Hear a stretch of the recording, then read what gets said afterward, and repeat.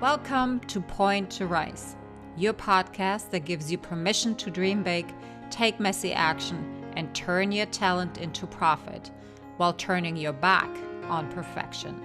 My name is Susanne, high performance and mindset coach, former international ballerina, profitable entrepreneur, and founder of Point to Rise, a movement designed to empower dancers. It is my mission to use my own story as an inspiration for today's generation of dancers. And now sit back, stretch, warm up, or sip your coffee and love learning how much it matters to point at yourself first to rise to all that you are capable of. Hello and welcome to another episode of the Point to Rise podcast. My name is Susanne and I am your host today. So today I would love to talk to you about a recent coaching call I had with one of my clients.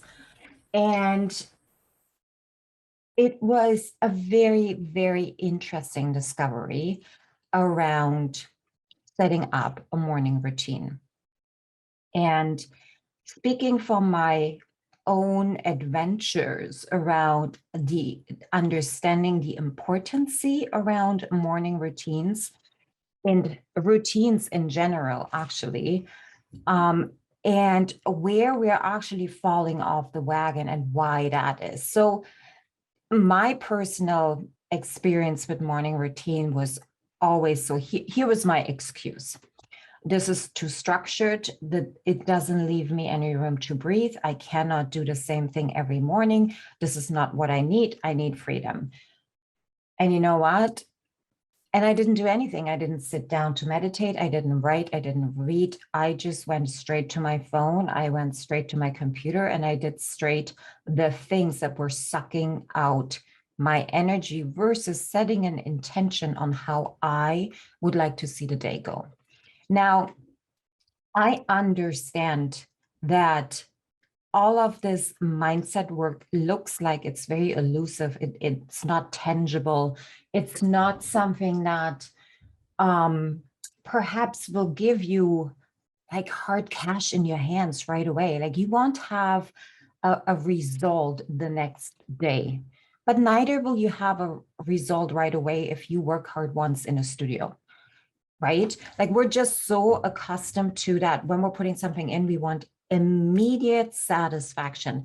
And that's not what it is. Having a stable morning routine, having actually the love for yourself to take care of you very diligently and loving and having an intention set behind everything that you do will bring you much further than any kind of skill you ever will acquire.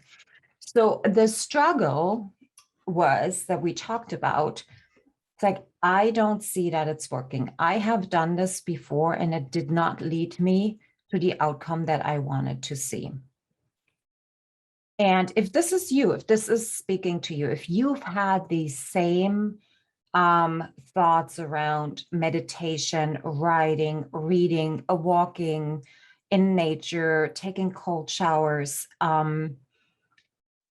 sitting in silence, whatever it is that you're resisting to, I am encouraging you that you just take a little bit of time to really dig in there and what that is. And that may not come out by you just asking the question and brushing it off. That may come out by having a conversation with somebody else who will ask you the right question. And that may come out by having just a journal in front of you and giving yourself the permission to write it down.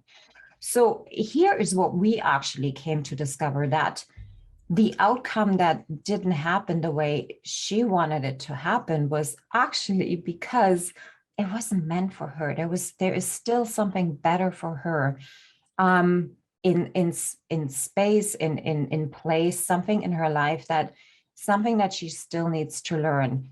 It's not for her to settle down. And when we rewrote that story, everything just opened up. You know, you may know what you should be doing. You may know that not grabbing your phone for the first thing in the morning is something that would be helpful. You may know that hitting that snooze button 5 times is really not working for you right now, and you're still doing it because you're sitting in your chair at night and say, tomorrow I'm going to do it differently. But you haven't really decided yet. You are still undecided about what this can actually give to you. I read a really interesting thread in Dr. Oh my goodness, what's his name? Dr. Amen. He is a very, very well-known psychiatrist. He speaks a lot about mental health, especially around men. He has like 12 New York best-selling books on the line. And he was putting up a post on how to best take care of yourself during a day. And the comments were about 1.5 miles long, mostly women saying, how am I supposed to do this all during a day and live my life?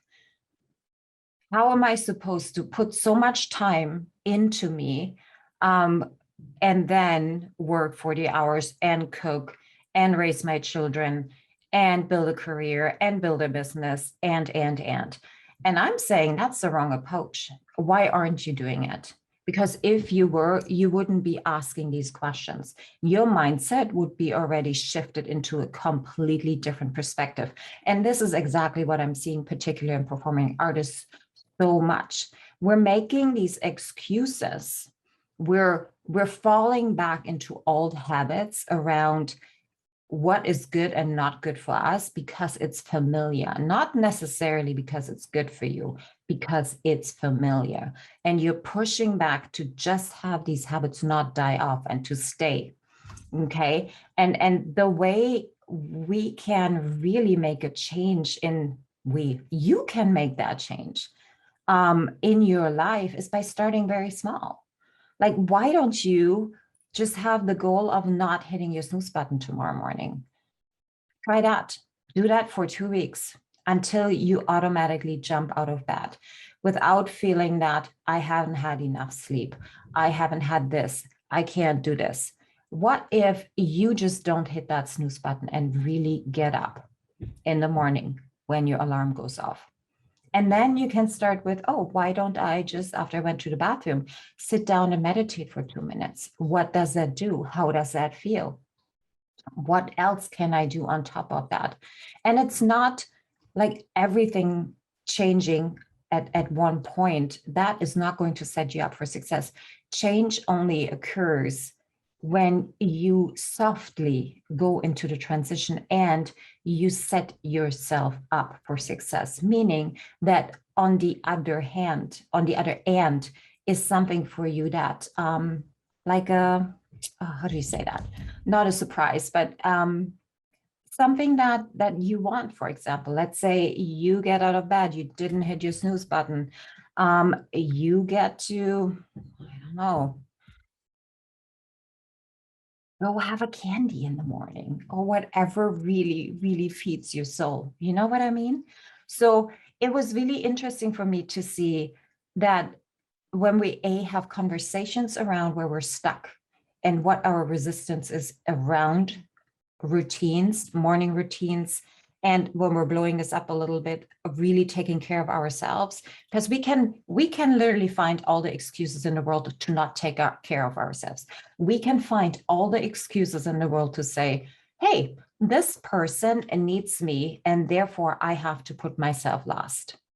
And it's a very easy and very well-fed belief that society has given to us, that perhaps the industry has given us, wherever you got it from. And it's not the truth. All you have to do is change that in your head and decide that you're going to change it. All right, so I dare you. Tomorrow morning, don't hit that snooze button. Tomorrow morning, sit down and meditate. Don't wait for another tomorrow and another tomorrow and another tomorrow. Do it today. Don't wait for January 1st. Don't wait until your birthday or until you have that next contract or you gotten the next role or you have $50,000 in your bank account. Stop waiting and take action today. I'm sending you so much love. Thank you for being here.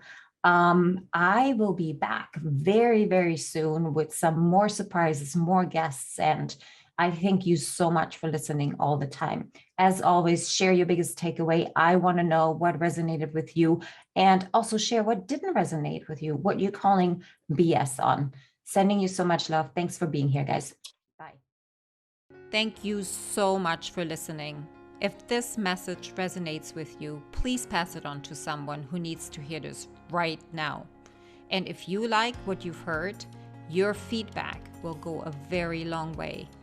If you just take 30 seconds and leave me a 5-star review, that would mean the world to me. Till next time, point at yourself to rise to all that you are capable of.